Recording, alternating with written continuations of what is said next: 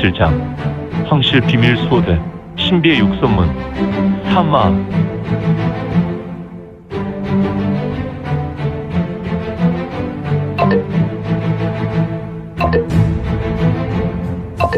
구독과 좋아요, 알림 설정 부탁드립니다. 제27장 황실 비밀 수호대 신비의 육선문 사마. 한무자의 자연모무지는 평소 없는 듯 있는 듯하여 그 신비함이 오묘했다. 평범했던 숲속에서 바람 소리가 요란하게 들린다. 하지만 숲은 아무도 없는 듯 보였으며 바람도 일지 않았는데 도대체 이 요란한 소리는 무엇이란 말인가. 그런데 숲속 중앙에서 낙엽들이 폭풍을 만난 듯 날리기 시작했다. 그리고 그곳에서 한 검은 신형이 걸어 나오는 것이 아닌가.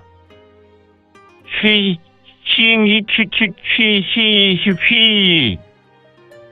저벅 후유. 검은 신형은 얼굴에 잔상처가 가득하여 피물이 얼굴에서 흐르고 있었으며 검은 무복은 여러 군데 찢겨 있었다. 그는 숲을 지나며 수많은 적을 만났단 말인가? 아니면 적의 함정에 빠져 고초를 겪은 것인가? 아무튼 흑의 무복의 주인공은 깊은 한숨을 쉬었으며 그는 그동안 경험을 이 한숨으로 털어내려 하였으니 허허. 검은 무복의 신형에서 황금빛이 번쩍거렸고 여러 번 금광이 사방으로 퍼져나갔다. 팍팍 펄럭 퍼퍼퍼퍼. 후두둑 스팟. 검은 무복의 주인공은 바로 이건이었다. 그의 몸에서 금광이 번쩍하였으며 주변으로 공기가 파장을 일으켜 퍼져나갔고 얼굴에 검은 딱지는 떨어지며 날았으니 몸에 붙어 있었던 낙엽과 먼지들도 한 번에 떨어져 주변으로 비산했다. 이후로 그의 얼굴을 보라. 3살이 돋은 듯 얼굴은 너무도 멀쩡하였으니 내가 도검불침 금강불교의 신체를 가지고 있다고 할지라도 자연무무지는 가히 살인적인 진법이군. 숲속의 수십만 개의 모든 낙엽이 어찌 저격비화가 되어 이 절진에 빠진 자를 노린단 말인가. 그런 절진을 무식하게 뚫고 나왔으니 그렇다. 이거는 절진에 대해 파진법을 알지 못하여 그냥 절진 중심을 뚫고 전진하여 나왔다. 허허. 이거는 자신이 영생불사의 신체라는 사실로 맹신한 것 같았다. 콜록. 에이, 모양 빠지게. 이거는 자신이 건너왔던 절진을 돌아보며 숲속을 노려봤다. 한무자, 정말 가공할 인물이군.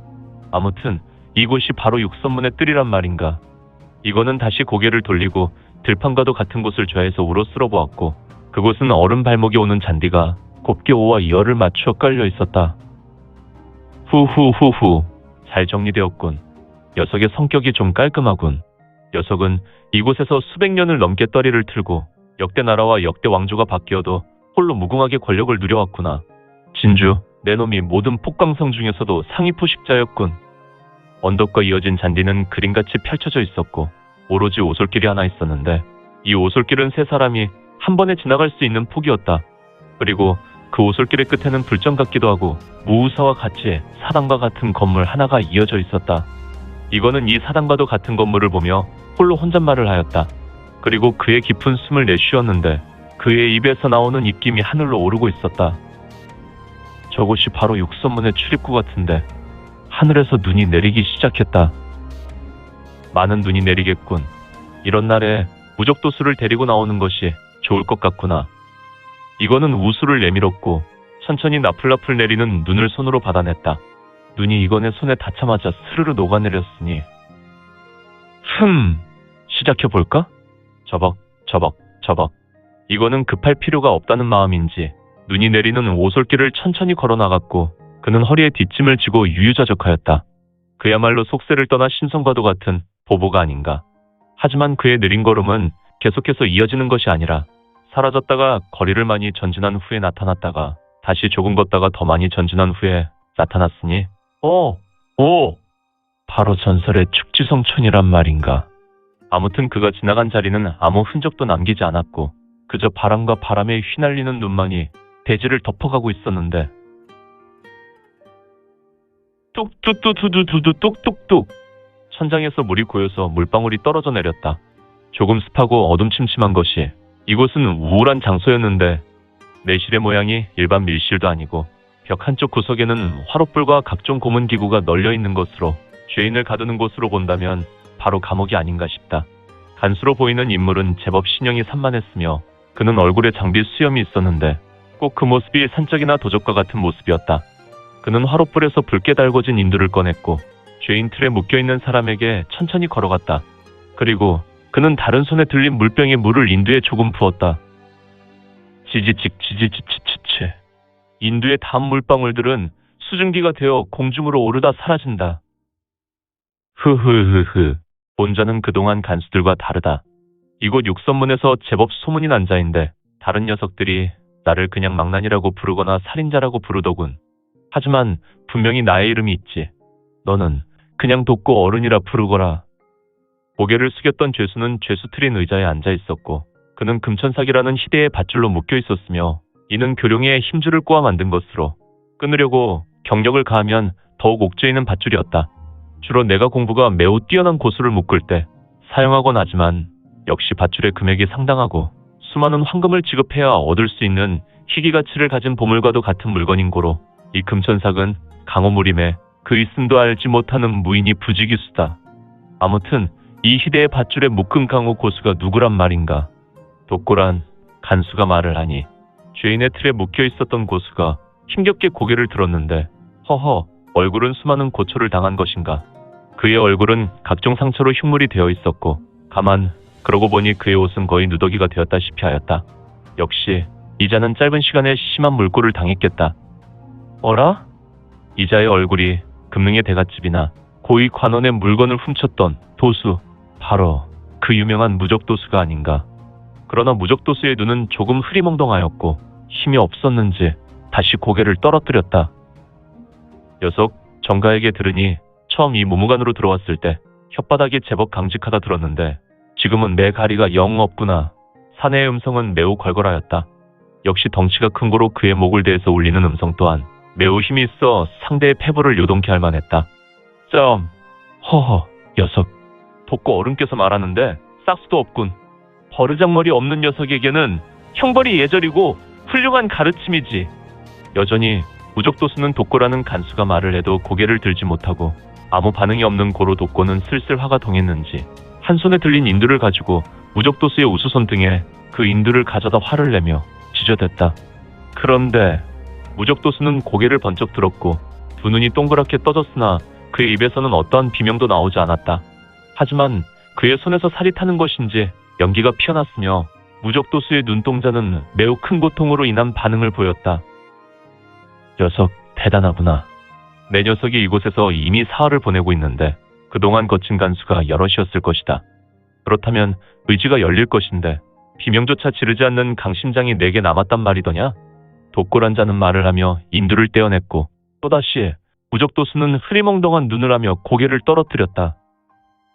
에이 뭐야. 정가 녀석은 애를 이 모양으로 만들었단 말인가.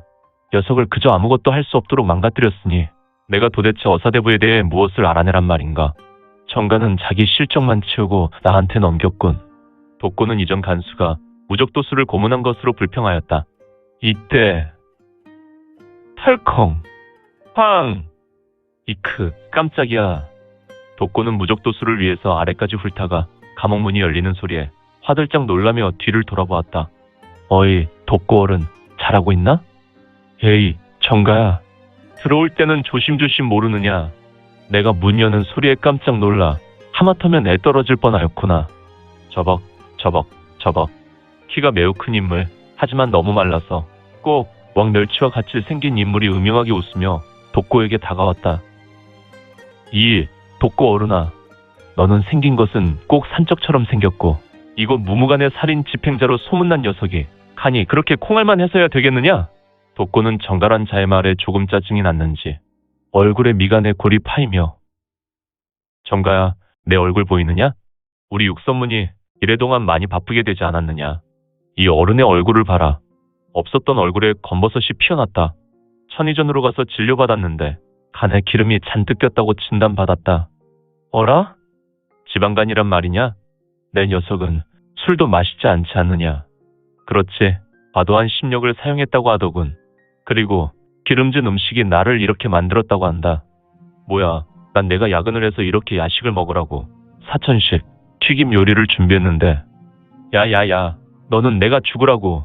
비겁한 녀석. 음식으로 나를 암습하려는 것이냐? 팍. 녀석아, 내 녀석이 지방간인지 어떻게 알았겠냐? 더군다나 술도 먹지 않는 녀석인데. 끙!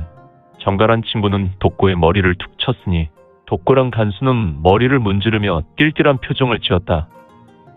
그럼 나는 이 음식을 가지고 가야겠다. 꿀꺽! 그러지 마라. 가지고 온 음식을 다시 가져가면 음식은 바로 상한다. 그러니 그냥 내가 먹어야겠다. 허허, 녀석. 그러니 지방간이 오지. 알겠다. 투! 정갈한 친구는 자기가 가지고 온 보자기 같은 것을 탁자 위로 던졌다. 탁자에 떨어진 보자기는 떨어지지 않고 자리했다. 이를 보고 있었던 독고는 미소를 지으며 고개를 들어 정갈을 보고 말한다. 그런데 너는 이 무적도술한 놈을 이 모양, 이 꼴로 만들었느냐? 무슨 소리냐? 물건을 이렇게 상하게 만들면 나는 장사를 어떻게 하란 말이야. 응? 내가 봐라. 녀석은 맛이 가서 말도 할 수 없이 축 늘어져 있어서 잠시 후면 송장 치르겠다. 아무리 고문해도 말은 할 수 있도록 여지를 남겨야 하지 않느냐. 나는 녀석의 발톱도 뽑고 손가락에 대침을 놓아도, 그리고 인두로 손등을 찢어도 녀석은 한마디도 못할 정도로 망가져 있다. 독고야, 무슨 말이야? 나는 녀석을 고문하다가 녀석이 하도 소리 지르고 지랄해서 녀석이 아열을 점하여 고문했단 말이다. 뭐라고? 그렇다면 녀석은 아열이 점혈되었단 말인가?